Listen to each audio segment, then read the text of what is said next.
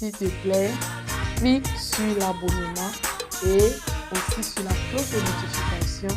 Et n'oublie pas d'aimer, commenter et partager pour que l'évangile soit répandu.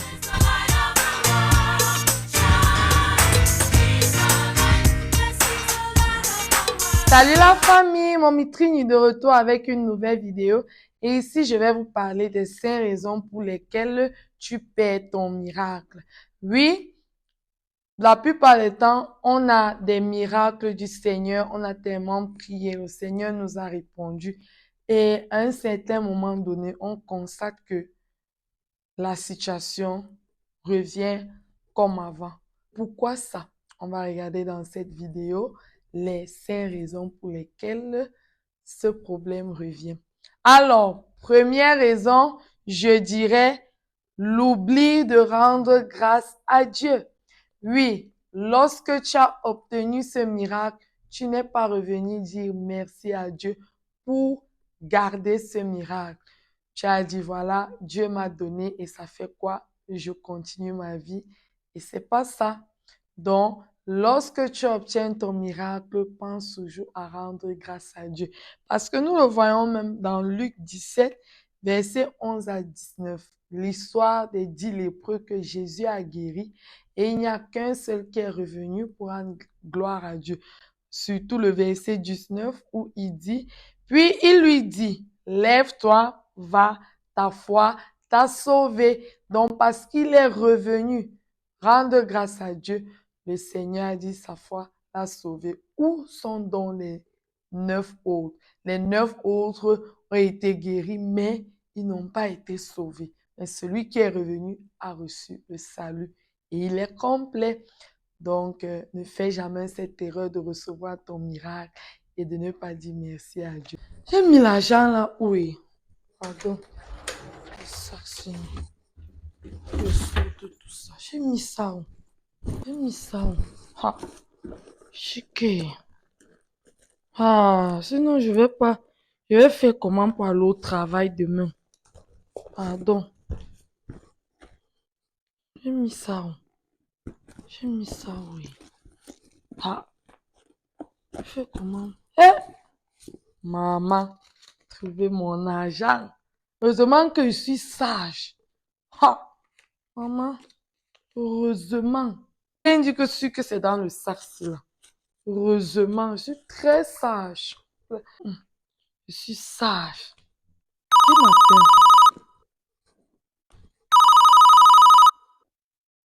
Ok, celle avec qui j'étais hier là. Ah, allô? Oui. Comment ça? Oui, je sais que je te dois 5 000, mais tu veux ça maintenant? Hey, tu veux ça maintenant comment? Ok, je vais t'envoyer ça alors tout à l'heure, je transfère. Ok, j'ai compris, c'est bon, je vais t'envoyer. Bonne journée. Hé, comment elle trouve mon argent? C'est s'il me raconte que je dois lui envoyer l'argent. Donc, c'est quand je trouve mon argent qu'elle sait que je lui devais 5 000. C'est que ma chance, ça. Ah. Deuxième raison pour laquelle tu peux perdre ton miracle, c'est le refus de témoigner. Ah oui, beaucoup d'entre nous, nous avons reçu des miracles et, par exemple, tu es allé dans une église et le pasteur a prié, tu as reçu ton miracle. C'est toujours bien d'y rentrer et faire ton témoignage pour aussi aider les autres à être encouragés, mais toi, tu gardes. Parfois même, c'est ta propre prière qui t'a accordé ce miracle. Tu peux faire une vidéo pour parler de ton miracle. Ça dépend. Tu peux même voir un frère, quelqu'un peut te rendre visite et tu partages le témoignage. C'est important de témoigner car Apocalypse 12, verset 11 nous dit Ils l'ont vaincu à cause du sang de l'agneau et à cause de la parole de leur témoignage. Et ils n'ont pas aimé leur vie jusqu'à craindre la mort. Alors, lorsque tu témoignes, tu es en train de vaincre le diable. Tu es en train de dire au diable, tu n'as plus d'accès. Dieu a gagné. Et tu dois faire connaître aux autres ce que tu as vécu afin d'encourager, car le témoignage est une prophétie pour une autre personne. Ok. Maman, il faut que je réussisse à mon examen sur. Si je ne réussis pas à cet examen, ah, mon avenir sera comment? Je ne vais pas travailler dans les grandes sociétés. Il faut que je prie. Mon Dieu, mon roi, pardon, comme j'ai composé là, fais-moi réussir, oh Seigneur, pardon. Pardon seulement, pardon Seigneur, pardon. Fais-moi réussir à cet examen, oh. Pardon, oh Seigneur, fais un miracle. Crée un miracle. Prouve-moi que tu es Dieu. Pardon, pardon. Au nom de Jésus, Amen. J'aurai mon examen là.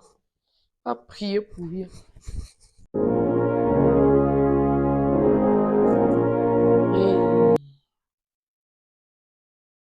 Et je jure que les résultats là sortent. Ah, j'espère qu'il a réussi, oh. Peur de regarder mon compte. En tout cas, que je regarde.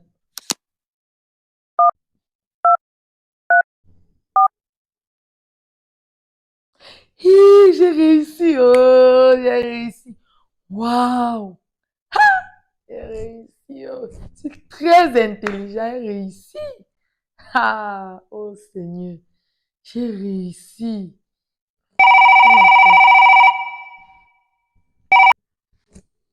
Allô, Jeanne, Oui, c'est comment? tout va bien? Ça va?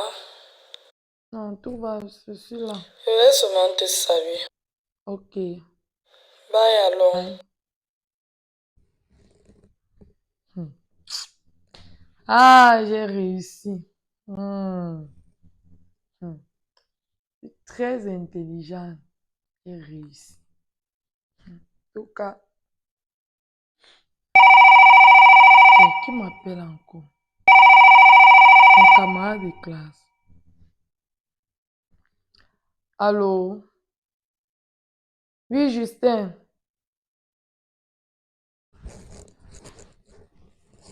Comment ça? Je viens de voir dans mon compte que j'ai réussi.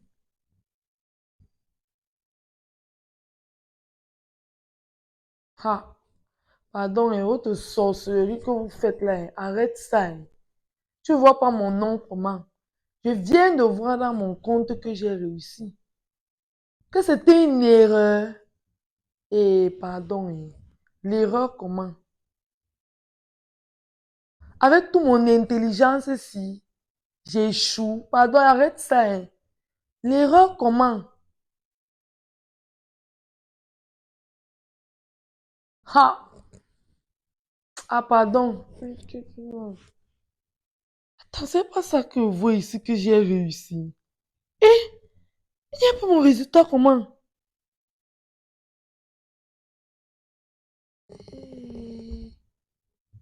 N'est-ce pas, il vient de consulter mon courrier vu que j'ai réussi.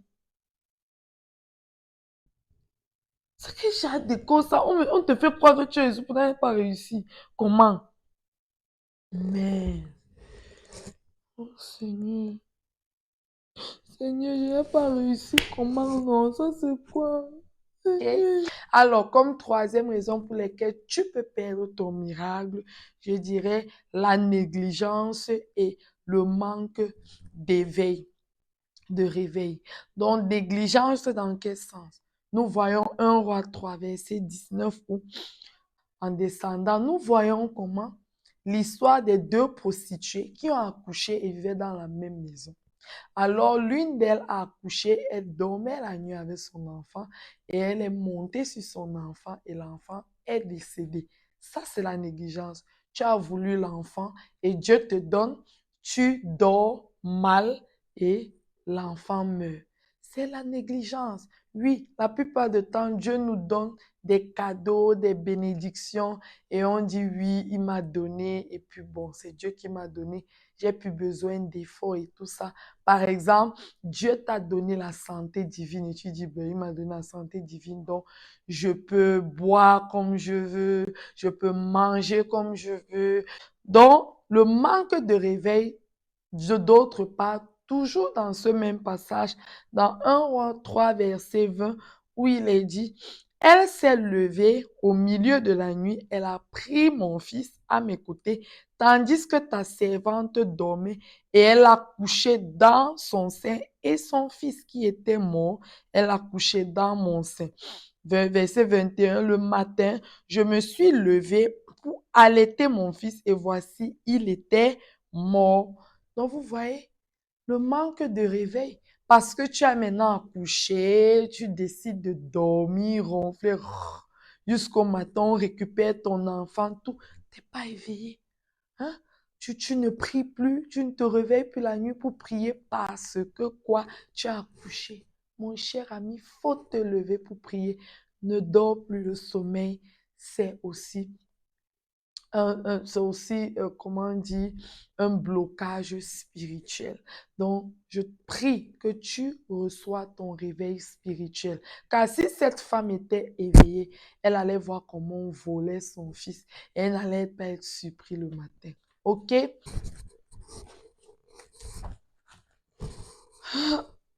Comme j'ai le travail là, il faut que je me réveille tôt pour aller. Parce que c'est là, trouver le travail dans le pays, ce n'est pas facile. Ah, allez, Seigneur, maintenant, tu dis dans ta parole que tout concourt au bien de ceux qui aiment Dieu. Merci, Seigneur. Maintenant que je vais me coucher, fais que je dors bien, Papa. Protège-moi, garde-moi. Au nom de Jésus. Amen. Hmm.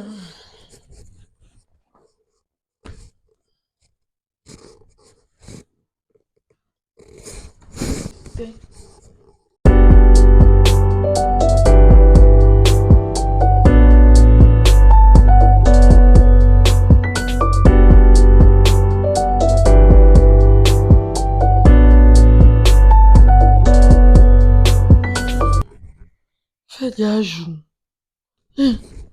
Lequel?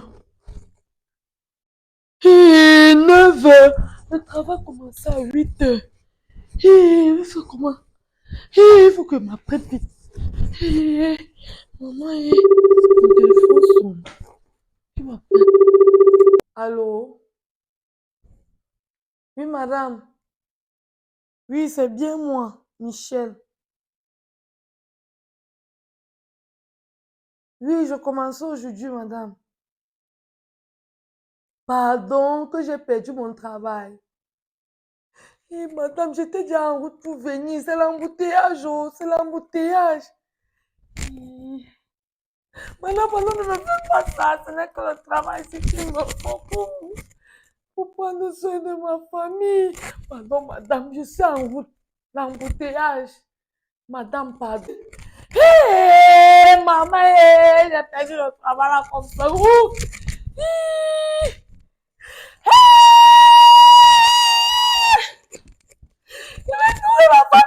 Donc, comme quatrième raison pour laquelle tu peux perdre ton miracle, je parlerai du retour dans le péché. Oui, j'ai eu mon miracle, peut-être je veux me marier, je veux me fiancer. Oui, maintenant, on m'a mis la bague, je suis fiancée. Et parce que je suis fiancée maintenant, je couche avec l'homme là, je fais les trucs. Et tu crois que le mariage va aboutir? Peut-être pas. Dieu t'a finalement donné l'homme, tu as cherché un homme sérieux dans ta vie. Maintenant, il vient te demander à marier, tu couches avec lui. C'est pas comme ça. Tu retournes dans le péché. Pourquoi? Hein? Donc, fais attention. Ah oui. Donc, nous voyons ça dans 1 Samuel 15, verset 23 à 26. C'est l'histoire de Saül, le roi Saül. Oui. lorsque il était roi, il a commencé à désobéir à Dieu. Et Samuel est venu lui dire que le Seigneur n'est plus content de lui et il va l'enlever au roi. Alors Dieu l'a béni avec la grâce de la royauté. Il s'est amusé avec. Il dit, comme j'ai déjà cette grâce, plus besoin de m'efforcer, plus besoin de faire ci ou ça. Et voilà, il a perdu. On voit même avec, il a perdu. Lui-même a constaté qu'il a désobéi et a péché. Donc, fais attention, ok? J'ai jeûné, prié.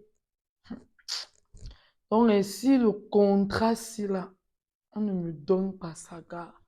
J'ai tout abandonné. J'ai abandonné les gars, les mecs, les amis, pour montrer à Dieu que je suis sincère.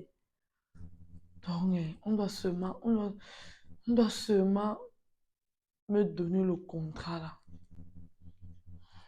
Ils ont dit qu'ils répondaient même aujourd'hui, que les gars avaient même mes mails.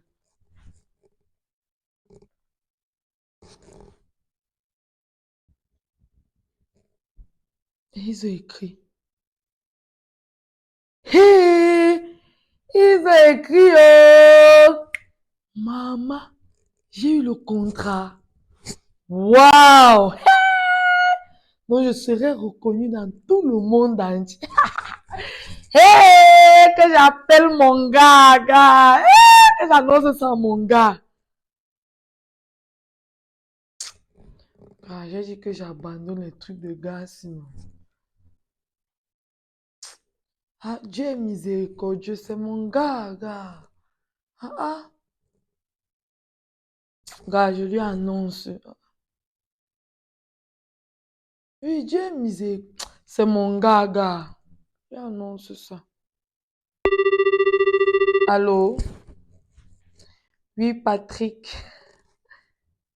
Oui, ça fait un bail, je sais. Mais devine quoi? Hum. Ah, Patrick, j'ai eu le contrat qui me permet. Oui, le contrat que tu connais là. Dieu n'est-il pas grand?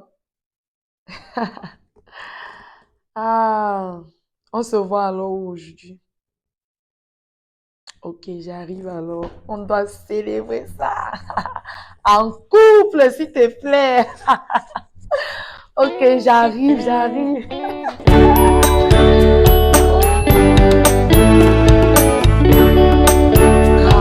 Ah, Dieu, mon gars, on doit célébrer. Ok, j'ai célébré.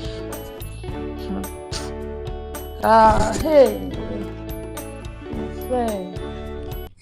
Goga. C'est quel message ça? Ce sont les gens là encore. Je lis bien. Quelle erreur!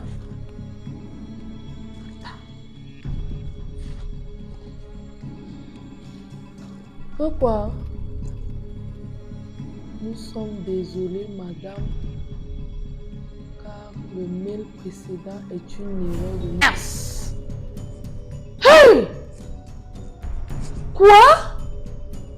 Quand je vais aller célébrer, c'est là où on m'envoie encore. C'est quel genre d'erreur ça? On fait les erreurs comme ça. Ça, c'est quelle stupidité ça? Mince!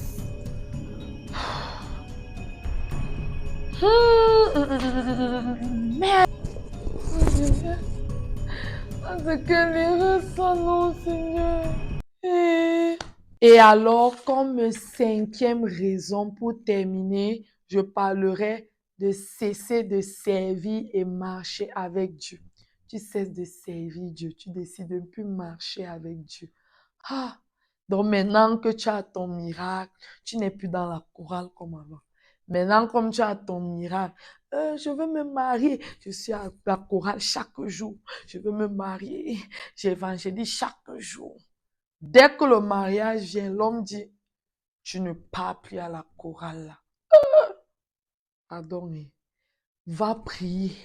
Ne reste pas seulement dit, c'est mon mari, il a dit, je reste. Non. tu vas perdre ce mariage. Parce que c'est quand tu étais assidu à la chorale là que Dieu t'a donné cet homme. Maintenant que tu as l'homme là, je ne suis plus à la chorale. Maintenant que tu as réussi à cet examen, je ne sais plus Dieu. Maintenant que tu as eu cet enfant, je n'évangélise plus. Fais attention. Fais attention, mon ami. Ah oui, c'est à toi que je parle. Fais attention. Alors, nous allons voir ça avec 2 Chroniques 20, versets 35 à 37, l'histoire de Josaphat. Josaphat, c'était un roi qui a reçu beaucoup de miracles à la faveur de Dieu. Par exemple, il devait combattre le peuple de Moab, Séir, devait venir combattre contre lui. Et il s'est levé pour adorer Dieu, louer Dieu. Et Dieu l'a secouru et ils ont gagné le combat. Maintenant, comme bon monsieur a gagné le combat, on voit à partir du verset 35 jusqu'à 37, après cela, Josaphat, roi de Juda, s'associa avec le roi d'Israël, Achazia, dont la conduite était impie. Il s'associa avec lui pour construire des navires destinés à aller à Tarsis. Et il fit les navires à Etchon-Géber. Alors Eliezer, fils de Dodava, de Marécha, prophétisa contre Josaphat et dit, parce que tu t'es associé avec Achazia, l'Éternel détruit ton œuvre. Et les navires furent brisés et ne purent aller à Tarsis. Voilà. Tu vois, il était avec Dieu bien. Il a vu les miracles et tout. Tout d'un coup, il dit, bon, maintenant, l'affaire de Dieu, ça me concerne plus. Je marche maintenant avec d'autres, avec ceux-là qui ne plaisent pas à Dieu. Alors, nous sommes arrivés au thème de cette vidéo. Je sais que cette vidéo t'a plu et je prie que cette semaine se passe bien pour toi, que la bénédiction de l'Éternel s'étende dans ta vie et quel que soit le problème que tu vas rencontrer, si tu peux, pleure à Dieu, mais n'oublie pas que what God cannot do does not exist.